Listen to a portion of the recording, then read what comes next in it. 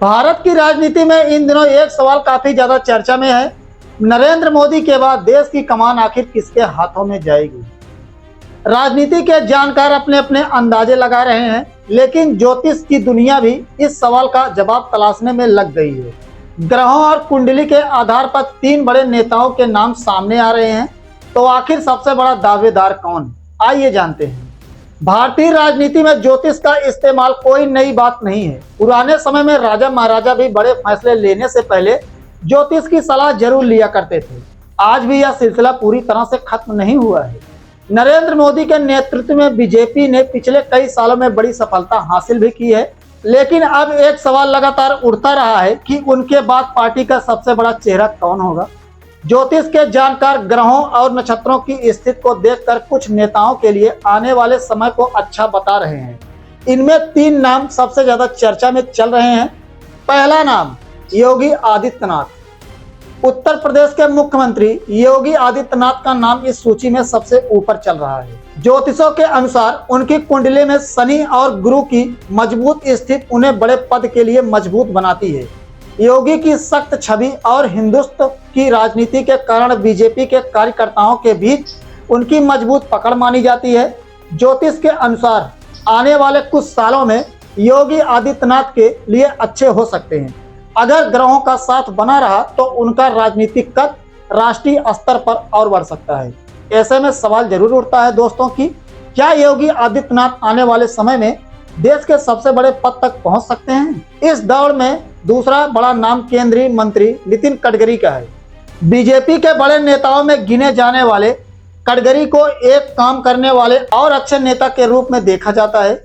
ज्योतिषों के मुताबिक इनकी कुंडली में सूर्य और मंगल की अच्छी स्थिति उन्हें मजबूत नेतृत्व की क्षमता देती है।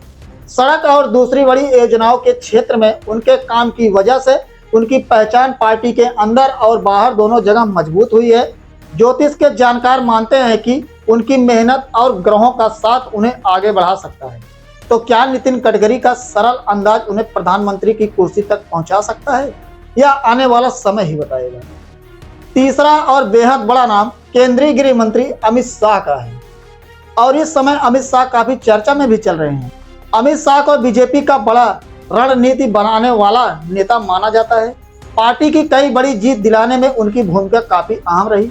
ज्योतिष के जानकारों के अनुसार उनकी कुंडली में राहु और चंद्रमा की स्थिति उन्हें सत्ता के करीब रखने वाली बताई जाती है। मोदी के साथ उनकी करीबी और पार्टी में उनकी मजबूत पकड़ उन्हें इस दौड़ का बड़ा दावेदार बनाती है। हालांकि कुछ ज्योतिषों का मानना है कि उनकी राह में कुछ ग्रहों की परेशानी भी आ सकती है। अब सवाल यह उठता है दोस्तों कि क्या अमित शाह की रणनीति उन्हें प्रधानमंत्री की कुर्सी तक पहुंचा पाएगी। ज्योतिष भविष्य के बारे में सिर्फ एक अंदाजा दे सकते हैं। असली राजनीति में मेहनत, सही फैसला, जनता का भरोसा और पार्टी समर्थन सबसे ज्यादा मायने रखता है। योगी आदित्यनाथ, नितिन गडकरी और अमित शाह तीनों के पास अनुभव, पहचान और अपनी अपनी मजबूत जगह तो है ही, लेकिन इनमें से आखिर कौन नरेंद्र मोदी के बाद देश का अगला प्रधानमंत्री बनेगा, यह अभी कहना मुश्किल है। ग्रहों की चाल बदलती रहती है और रणनीति का माहौल भी बदलता रहता है।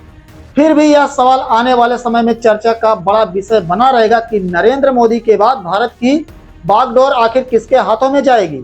आपकी राय में इन तीनों में सबसे मजबूत दावेदार कौन है, योगी आदित्यनाथ, नितिन गडकरी या अमित शाह। अपनी राय कमेंट करके जरूर बताना।